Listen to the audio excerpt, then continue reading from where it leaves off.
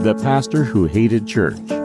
Follow Elvis Jung on his journey of redemption.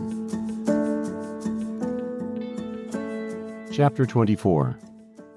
Sparrow was excited when she met Elvis for dinner. She gave him a quick kiss and sat down at the table. Unaware of the waitress placing a glass on the table, Sparrow inadvertently knocked it over, spilling it on Elvis. "I am so sorry," said Sparrow. "I couldn't help it. I'm so jazzed." "Why? Because you spilled water all over me?" "What? No, I got a line on a job. You'll never guess where. Remember the video we did? The one where you got arrested?" Elvis simply glared at her. "Of course you do. Anyway, a music label saw it, and they brought me in to do studio work. Isn't that exciting?" Elvis couldn't stay mad. Sparrow's enthusiasm was contagious. "That's great." "What did you do today?" asked Sparrow. "I went to visit Gideon's grandma. She used to be a missionary in Malawi," said Elvis. "How was that?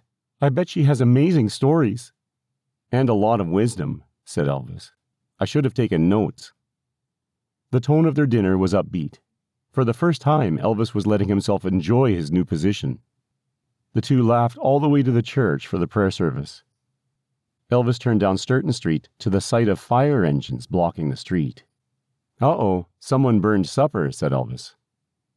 As they got closer, the smiles slowly disappeared from their faces. They saw smoke rising from a storefront building. "Elvis, you don't think—" "I don't know." Elvis was stopped by a policeman directing traffic. "You'll have to go around," said the officer. "Sir, I'm the pastor of Sturton Street Church. It isn't our building, is it?" asked Elvis. The officer took a quick look behind him. "Pull in here," he said as he removed a barricade. Elvis looked in shock as their church was consumed in flames. Tears formed in Sparrow's eyes. Samson and Nicole were already standing off to the side near a pumper truck. Samson came over to Elvis and broke down in his arms. "What happened?" asked Elvis. He was still mesmerized by the flames. "They're calling it arson. You locked the church when you left. Please tell me you locked the church," said Samson. A fear seized Elvis. He tried to remember. "Yes, I'm sure I did. I'm sure of it," he said. "Someone must have broken in after you left. They were there a while," said Samson. He looked over at Sparrow and Nicole. "We just bought a case of toilet paper. It was on sale."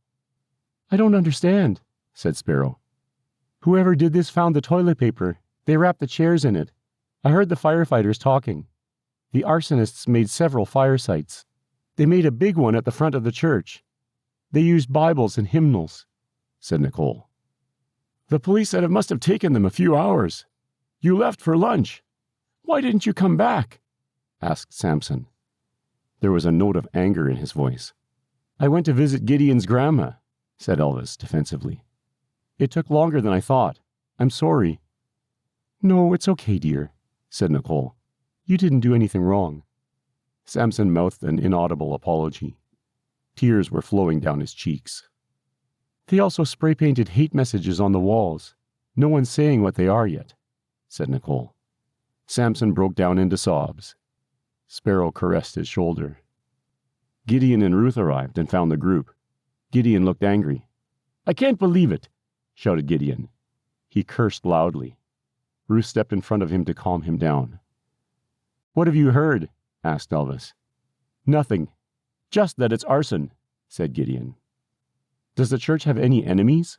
asked Elvis. Samson shook his head. "No, I can't think of any. I mean, who torches a church that reaches out to people with special needs?" "Someone who really hates Christ," said Sparrow. Elvis stood tall and looked around. He found the lieutenant firefighter. He was busy speaking to other firefighters through his walkie-talkie. "Excuse me, sir," said Elvis. "You can't be here," was the reply. "I'm the pastor of this church," said Elvis. The lieutenant looked at him suspiciously. "The investigators will need to speak to you." He whistled loudly and summoned a man with a clipboard. "This is the pastor." "Great, I have a few questions for you," said the investigator. The questions came fast and furious. "Who has a grudge against the church? Is there an insurance policy on the church in anyone's name? Where was he this afternoon? Did he notice anyone unusual hanging around the church?" There were other questions. More questions. Eventually, the investigator told Elvis he could go through the building once the fire was completely extinguished. Elvis stepped back from everyone so he could think. He didn't have any answers, only questions. Why would God let this happen? He immediately remembered Beth Haney's story of the rebel gunman who murdered her son. God lets people make decisions, even hateful ones. God's there to help us pick up the pieces. At that moment, it wasn't a thought that brought Elvis much comfort. As the firefighters battled the blaze, more church members arrived. Elvis did his best to offer comfort. Most went away saddened and afraid. Elvis felt helpless. It seemed like forever until the group was allowed to look through the wreckage of their church building. The first thing they noticed was that everything was black and soaking wet. The stench of smoke filled their lungs. Despite their urgency, there was nothing really to see. Even the hate messages were blanketed by soot. Elvis leaned against a table. It fell beneath his weight. Sparrow rushed over to help him up. "So, you still want to pastor our little church?" asked Gideon. "I wouldn't blame you if you didn't."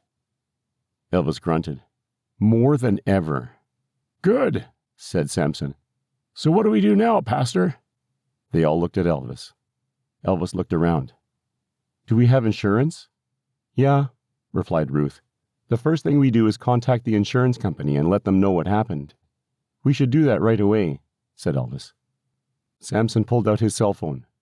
"The agent is a friend of mine. I'll give him a call." "Great. The next thing we do is find another place to meet. We need to continue to let people know we're moving forward. This might be a setback, but I think God has a plan even in this. We're going to grow stronger from this. You watch," said Elvis. "We need to see what we can salvage from this mess. It doesn't look like it'll be much. We can do that tomorrow. Make sure we contact our people to let them know we're okay." The force behind Elvis's words seemed to inspire the group. Elvis wasn't defeated, so neither were they. They followed him back out into the street. Elvis went off and spoke to the investigator. "We have a good man," Gideon whispered to Ruth. "Uh-huh," said Ruth. Samson hung up his cell. "You know, this is bad, but I'm still feeling positive." "Me too," said Nicole. Sparrow watched and listened. She smiled at what she heard. She quietly moved close to Elvis and wrapped her arms around him. She kissed him on the cheek and whispered in his ear, "Welcome to the real ministry." Thank you for listening to The Pastor Who Hated Church, written by Timothy G.A. Cooper, narrated by Greg Cooper. We hope you enjoyed this story of Elvis Jung's Tale of Redemption. Look for other stories by Timothy G.A. Cooper, coming soon. To listen to another story by Timothy G.A. Cooper, listen to The Pilgrim and the Monk, available on Spotify and on YouTube.